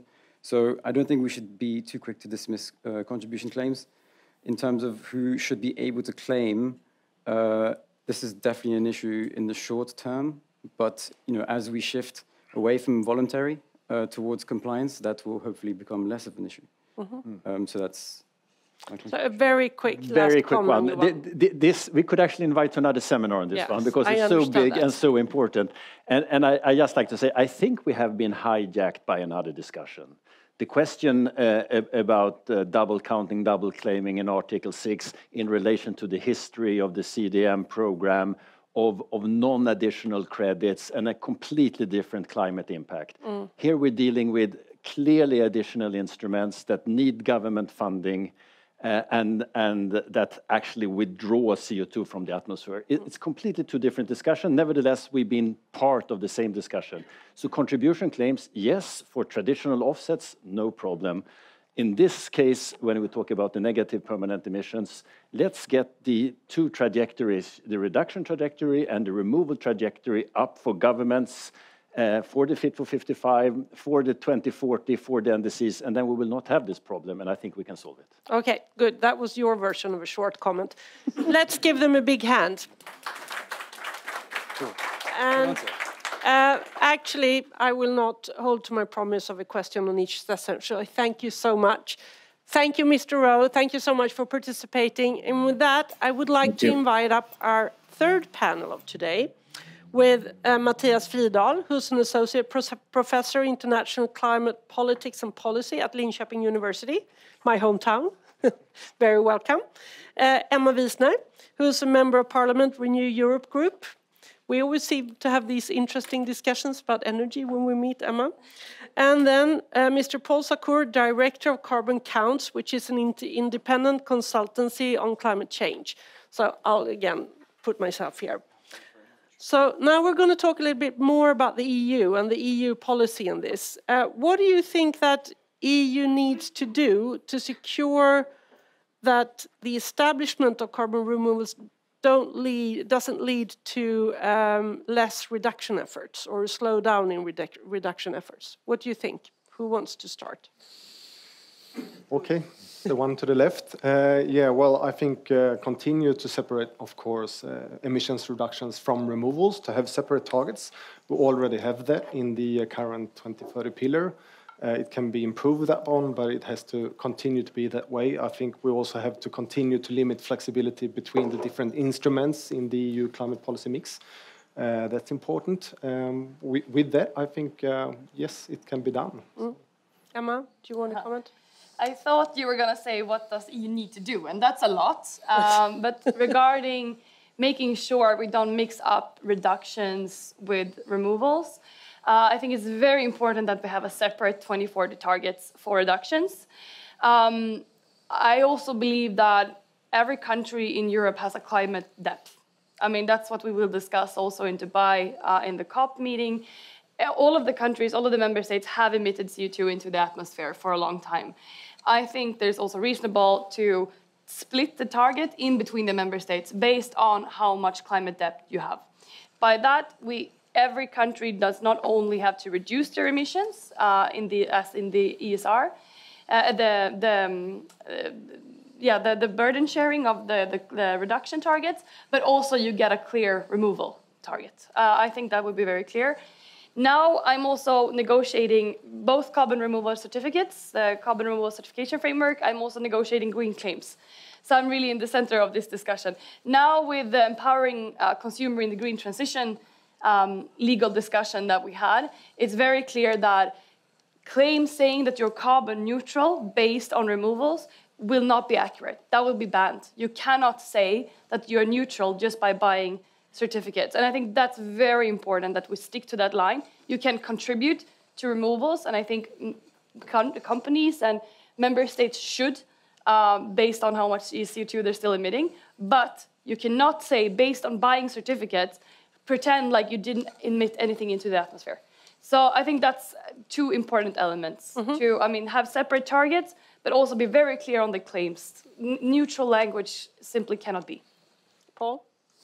Yeah, Marlin, you're going to dislike me because I think I need to make a bit of a long intervention here, because I think we need to look at the journey we're on. And we're talking about 2040 to 17 years away. It's not very long. It sounds like a long time, but I have the luxury of having a career that started in around about 2002, 2003 in climate policy. And back then we were working on how do we get CCS deployed by 2010. And in my little mind, 7 years didn't seem like a million miles away. And yet in 2020, we still haven't done any CCS and ETS. So I think when I look for, I go back over that 17 years and I look forward 17 years, I think what's not clear to me, and it's certainly not apparent in the discourse at the minute, is how much do we want this technology, this BECCS technology? I don't see a lot of love. I see a lot of apathy towards BECCS at the minute. A lot of concerns about, oh, we're going to do this, we're going to do that, or what's the risk of this and that. We have to nurture these things. It's a delicate, expensive, complex proposition, and if we spend out too much time overanalyzing whether we should do reductions or removals or whether we should have additionality of this, I think we're going to sort of lose sight of what we're trying to do here. So I think that's a very important thing, and there I'd like to sort of say congratulations to Stockholm Exergy, actually, for bringing forward and accelerating a little bit of the methodological discussion in its recent announcement it's done with DRAX, which I think is a very good thing. But also, just to say, look, having put methods in place, we shouldn't just pat ourselves on the back and say, job done, let's go, the market's going to happen. It's not going to happen. It's not going to happen. We put the methods in place for CCS 2008, 9, 15 years on, we haven't got any projects. So, we need to keep working at that. And I fear that if we're going to sort of prosecute every word around whether it's additional, whether it's what the baseline should be, whether it's a reduction, we're going to really at risk of not nurturing what the good parts of it, but just simply focusing on the negatives and the risks. So I just think we should. So you want to see more action? Well, I think it's just words of warning that 17 years is not a lot of time, and as Johan said, that's a project every 3 days. I mean, it's a huge scale. And I'm going to come back. We're not very good at internalizing the scale of the challenge. I think that's what.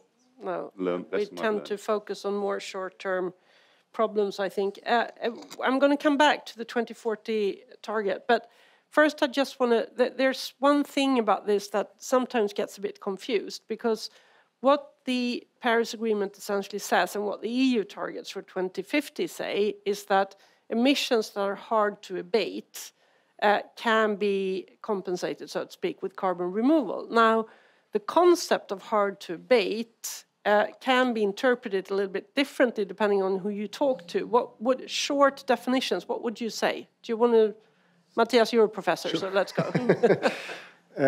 Well, I have a strong opinion on this. Of course, I think many people do. In my mind, it's gross emissions in agriculture and forestry that are really hard to abate. But the key point here, and I think that relates to your first question, is that a lot of actors in the European Union have strong opinions on this. And if you start asking around, they tend to think that their own emissions are hard to abate.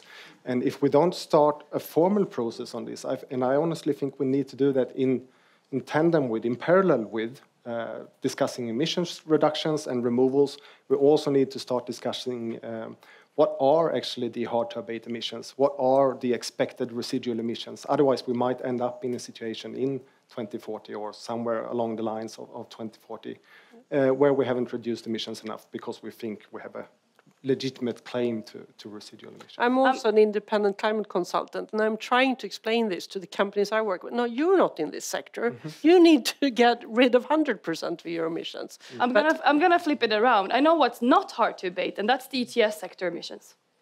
ETS sector needs to go down to zero. There will be no allowances. And I hear rumors sometimes Commission want to introduce negative emissions in the ETS, so instead of reducing your emissions and paying for them, you can buy a certificate for removals instead, but that's not how nature works. We need to reduce all of the emissions in the ETS sector. Emitting into the atmosphere cannot be compensated by removals. We need both, but they cannot compensate for each other. So ETS sector definitely not hard to abate. Okay. Well, look, certainly everyone is a special case in my business. You know, so we spend a lot of time having those discussions. I think the challenge is that at the minute, what we see is, for example, in the long-term strategy of the EU, the 2050 goal, we've got 6 scenarios in there, and basically every option under the sun, from deep tech to deep nature. And so to define what is residual emissions across that landscape is virtually impossible. And I think, you know, given the Commission is now looking to revise the long-term strategy and hopefully nail down these scenarios, we might get a few smaller degrees of freedom around that, but I still sense that it's a thankless job to try and be, you know, precisely say, well, we need this many removals because this is the hard to abate part. It's just, you know, not easy to do. No, so let's go into, actually, the EU are now discussing the 2040 target. And one of my idols, which is Dr. Ottmar Edenhofer, who's leading the European Scientific Advisory Board on Climate Change, they released a report this summer saying that the EU actually has to plan for reducing emissions with between 90 and 95% by 2040. And that results in, from today, reducing emissions with about 3.5% per year within the EU, and we did 1.1 up until 2020 compared to 1990. So it's a huge challenge. So what role do you think carbon removals will play in these discussions about the 2040 target within the EU, and what role should it play? I don't think it should. I think it should be a complete separate discussion because we shouldn't mix them up. And we need also 2030 targets for removals and a 2050 targets. We have no targets for carbon removals now. And I think mixing the two up is then leading to the risk that you're confusing what needs to be done in what order. So I think they should be completely separate, to be honest. Matthias, what do you think? Well, That's, of course, one way to go about this. Another way is, like we have for 2030, to talk about a net emission reduction target and then to specify how much should be removals of that target and how much can be actual emission reductions then. Either way, I think removals can be a way to actually secure or convince some less progressive countries among the European Union, perhaps, that we can actually achieve a higher ambition in net reductions or in reductions and removals separated. Yeah. But also, the rationale for having a removal target is also like if you only rely on the voluntary claims, I mean, since all of the emissions that are not hard to abate have to go to zero, that market would phase itself out. I mean, when there's no emission, no one wants to do a contribution claim because there were zero emissions. And who wants to invest in a decreasing market that will become smaller and smaller every year? I mean, a steel company that pays the ETS price has one payment signal to pay, or one big sum to pay because they have to pay the ETS price. If they then also want to do a contribution claim, they pay once again. So they pay 2 times. So you have 2 times the price signal to phase down your emissions if you're going to rely on contribution claims, meaning the next year they will probably reduce their emissions and cut the costs twofold. If we're waiting for a contribution claim to grow this market, it will be a decreasing market. That's why government targets needs to go in and fill in the gaps so that we keep increasing our removal agenda in a way. Because we need, I mean, with net zero 2050, there will be no emissions, but we still need removals. And who's then going to pay for the removals? That's very long term. I mean, I think now in the near future, I think voluntary markets and voluntary claims are really important to get this going. But long term, if we still want to have removals, it cannot be the emitters paying because the emitters are not going to emit. So I understand. Paul, do you, I need to figure out if I understand what you said, but I do actually. So Paul, what do you... Look, you can set a target for removals. Whether it has any political utility is another question. I mean, I think that's what we need to get to the bottom of. Because by setting a separate target for removals, you're tacitly acknowledging what is hard to abate if you're on a pathway to net zero. And then you're basically starting a turf war about who gets to use some of that removal portion, because I'm hard to abate and I'm hard to, and everyone, you know, it's basically who's the hardest to abate kind of competition starts off. And I think that probably isn't where we want to go to as a sort of effective use of political or policy design. So, you know, we have a market. The market's supposed to tell us to some degree what works and what doesn't work. And I think we should be looking to use that first before we sort of jump to say, oh, yes, we must have 5 or 10 or 50 million tons of removals in 2030 and 100 million in 2040. But do we have a market? We have an ETS, whether it's functioning or not. I think but that's for the, I mean, that's for the emissions, but that's not for reductions. It's only voluntary claims now. And of course, people are paying for it and we're stimulating it by companies wanting to go greener. But is that really a functioning market? Well, I think that's in essence what is the challenge is whether whether you can take the market and use it to be a market to find abatement that suits industry and use that as your clearinghouse, or you're going to centrally plan it all and say, well, we need this much removals. But the ETS is not but then designed where does the money needs to flow from somewhere to pay for that removal crediting process? So I think that's probably where I'm struggling to see what's the utility of this separated target. I mean, who's bound to it? What's it delivering? I mean, I'm just, you know, yeah, but for example, maybe I missed something. For example, a cement factory in Sweden have emissions that from their plant, and it's very hard to change fuel. What do you do then? I mean, CCS, because avoiding paying the ETS price, then you do CCS, capture of carbon. That is not a carbon removal. That's just reducing emissions. That is what ETS is supposed to do, pushing the price up so you invest in technologies abating emissions.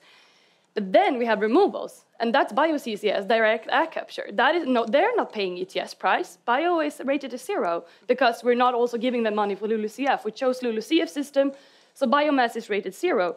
Okay, but who's then going to pay for installing that on the paper industry? Who's going to pay for that? That is not a market. That's only done today by voluntary claims, and I don't think that's a functioning market. So that leads me to the next question. Member states need to have targets to boost that, so boost investment in that. So that leads me to the last question then.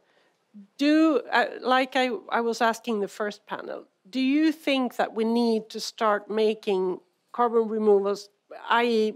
going beyond your own emissions, so to speak, your own emission reductions. Should that become something that companies are obliged to do? Because otherwise, where are we going to get the money for this? Well, I think from Emma's example with your cement company, if we're obliging it to do CCS and then obliging it to pay for removals as well, then I think the cement company might not be really a viable economic concern unless we change our expectations around the cost of building materials. I mean, I think that's where we have to. We need to maybe change our way of looking at the cost. This is the $1 million question to solve, because we need a market that someone wants to pay for this. But asking companies today to take more responsibility, but first for their emissions and then for previous historic emissions that weren't really theirs, that is a difficult one. That's why I think we should consider, and someone once told me, think about the emissions in the atmosphere as a common good. And common goods we expect governments to take care of and set targets for. But that means taxpayers, because someone is always paying.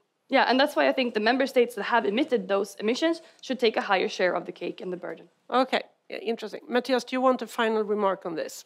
Yes, I just want to remind everyone that we already have obligations for removals in the European Union climate policy. We have a net target, union-wide target, and we have removal obligations in the LULUCF sector, and we should continue to have that, and we can expand on that if we, like Fabian mentioned, can actually add other methods for removals into that sector, into the LULUCF regulation.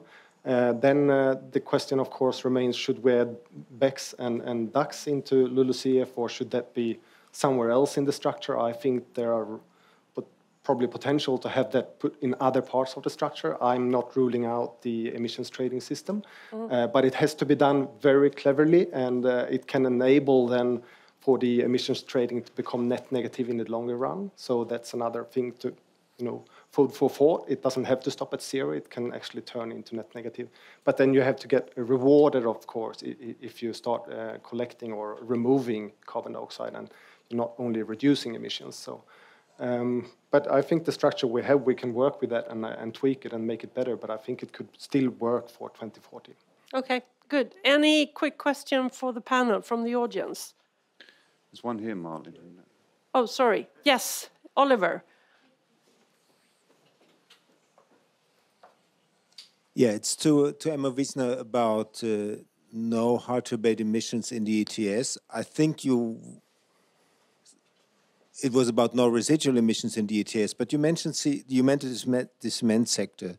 Even if you apply CCS in the cement sector, you will never have 100% capture rate, and therefore you will have residual emissions in the ETS1. So you wouldn't, to get the ETS1 zero, you need carbon dioxide removal. Whether you integrate that into the ETS, you don't have to. You could also use flexibilities across the usual pillars we have right now. But I just wanted to hear, basically the cement sector will have emissions left even if it uses CCS, because the capture rate will be less than 90%, I guess. That's in my long answer. I gave you the short answer. So the hard-to-abate emissions are, of course, agriculture, forestry, also some equipments and machinery that it's hard to electrify, where there's no alternative fuels.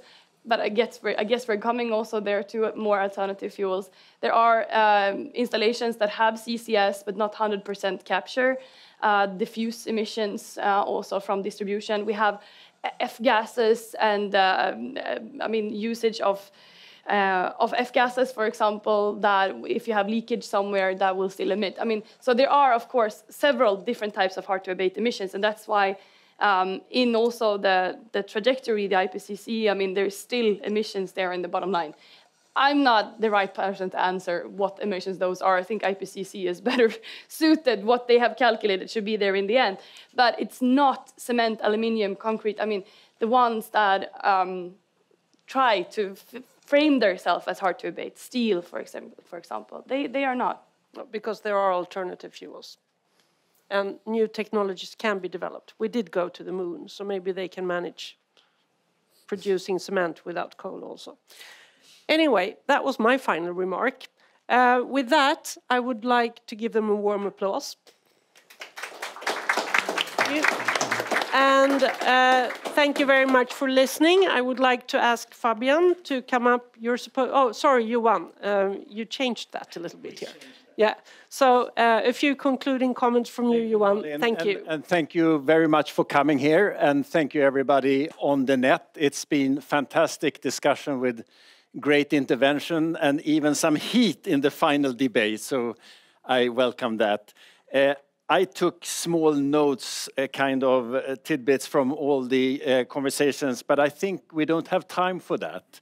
So I really want to thank you for coming here, and I will only pick one of those, and it's from Oliver's initial presentation, and you said somewhere, we need to do more removals. Thank you for coming, and welcome to Mingle.